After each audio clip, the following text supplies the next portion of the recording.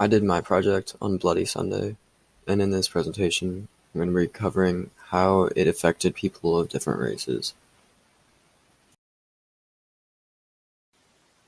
Okay, so in the 1900s, African Americans were still experiencing difficulties to vote. People would use discrimination and intimidation tactics to keep African Americans from voting. In response to the need of voting rights, blacks came together to form a peaceful march from Selma to Montgomery, Alabama.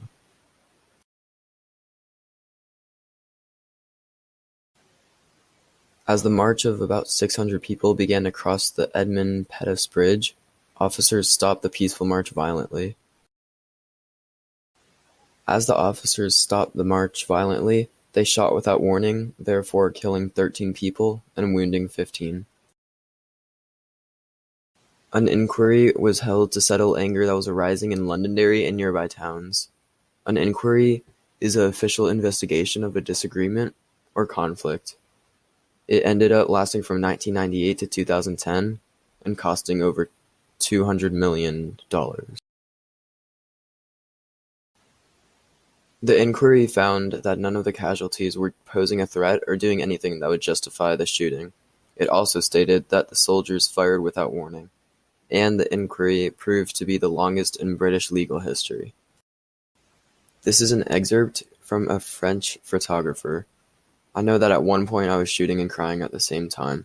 I think it must have been when I saw Barney McGuinn dead. He was alone.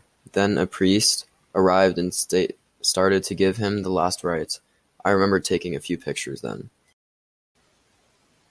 Barney McGuigan died as he was trying to aid a fallen man who was in the march with him.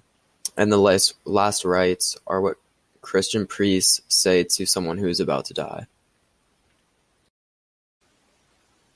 This is from an anonymous correspondent for the London Times.